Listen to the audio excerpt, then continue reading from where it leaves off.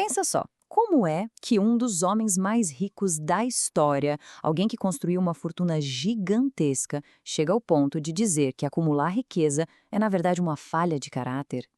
Esse é o grande paradoxo de Andrew Carnegie. E hoje a gente vai mergulhar nessa história fascinante. E para começar, nada melhor que essa frase do próprio Carnegie. Ela resume perfeitamente a jornada que vamos explorar aqui. A transformação de um capitalista, muitas vezes implacável, no filantropo que mudaria o mundo para sempre. Mas como é que ele chegou a essa conclusão, né? Então, vamos para o começo de tudo. A primeira parte da vida dele é a pura imagem do sonho americano. É uma história de ambição assim inacreditável, que o levou da pobreza, lá na Escócia, até o topo da indústria nos Estados Unidos. Olha só, tudo começou aqui, nessa casinha super humilde. O pai dele era tecelão, um artesão que basicamente foi engolido pela Revolução Industrial. Essa dificuldade toda forçou a família a tomar uma decisão radical. Em 1848, eles foram para a América, tentar a vida do zero. E que vida ele construiu, hein? A rapidez com que ele subiu é impressionante. Aos 13 anos, ele era um bobbing boy, um ajudante numa fábrica têxtil, ganhando tipo $1 por semana. Logo depois, virou mensageiro de telégrafo, um trabalho que ele chamava de paraíso. Foi ali que ele começou a se destacar, aprendeu a decifrar as mensagens só de ouvido, uma habilidade super rara que chamou atenção, e com 24 anos, ele já era superintendente na gigantesca Pennsylvania Railroad. Mas, claro, esse sucesso todo não veio do nada, né? Era movido por uma mentalidade muito forte de autorresponsabilidade total, como dá pra ver nessa carta que ele escreveu pro tio. Ele tinha uma fé absurda no potencial que a América oferecia e uma determinação de ferro para nunca mais voltar para a pobreza da infância. Ok, agora a gente entra na segunda fase da história. E aqui, o Carnegie não só participa da era industrial, ele simplesmente domina ela. Ele não construiu só uma empresa, ele ajudou a construir a própria estrutura da América moderna que conhecemos. E a grande virada tecnológica para ele foi o processo Bessemer. Numa viagem para a Inglaterra, Carnegie viu esse método funcionando e sacou na hora. Produzir aço de forma barata e rápida era o futuro. Ele apostou absolutamente tudo nisso e acertou em cheio. E essa imagem aqui mostra bem a escala da visão dele. A Carnegie Steel virou um monstro, produzindo aço para ferrovias, para pontes, para os primeiros arranha-céus. A filosofia dele era o que ele chamava de hard driving.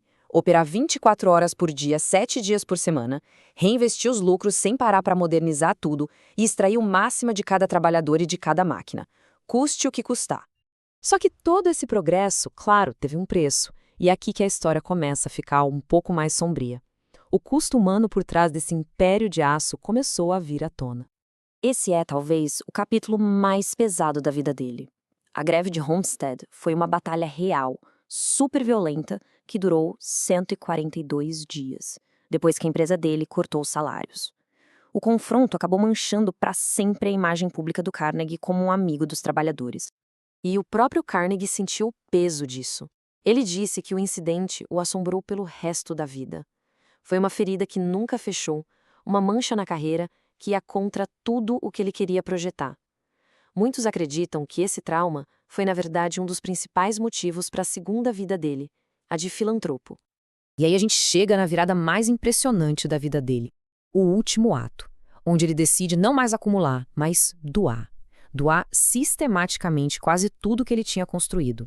Um momento-chave foi em 1901. Carnegie vendeu seu império de aço para o banqueiro J.P. Morgan por $480 milhões. Uma fortuna, assim, absurda para a época, que fez dele o homem mais rico do planeta. Mas para ele esse não era o fim, era só o começo de uma nova fase. E essa ideia de doar tudo não surgiu do nada, não.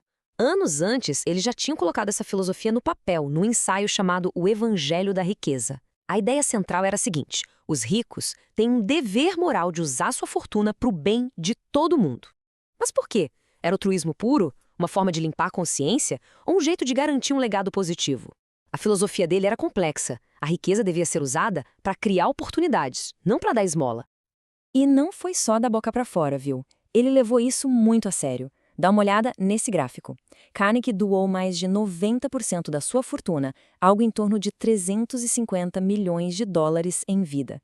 Em valores de hoje, isso seria na casa dos bilhões. É um compromisso realmente impressionante. No fundo, o plano de vida dele era bem simples, mas poderoso. dividido em 3 partes bem claras.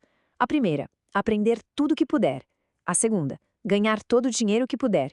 E a terceira, a mais importante para ele, doar tudo para causas que valessem a pena. E o resultado de tudo isso, a gente vê o impacto até hoje. Ele financiou mais de 2.500 bibliotecas públicas pelo mundo, fundou universidades de renome como a Carnegie Mellon, construiu o icônico Carnegie Hall em Nova York e criou fundações dedicadas à educação e à paz mundial. Bom, e tudo isso nos traz de volta para a grande questão, né? Como é que a gente junta as duas faces do Andrew Carnegie? O industrial implacável e o grande benfeitor da humanidade.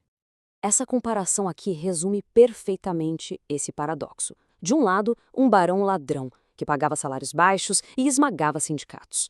Do outro, um santo padroeiro, que financiou a educação e promoveu a paz mundial. Ele monopolizou a indústria, mas ao mesmo tempo apoiou as artes e a cultura numa escala que ninguém nunca tinha visto. E assim, a gente termina com essa provocação. Andrew Carnegie foi um visionário que acreditava que a riqueza, mesmo gerada de forma brutal, podia ser redimida pela filantropia? Ou será que a generosidade dele foi um movimento calculado para limpar a consciência e construir um legado para que o mundo esquecesse o custo humano do seu sucesso? A resposta talvez esteja em algum lugar no meio, deixando um legado tão complexo quanto o próprio homem.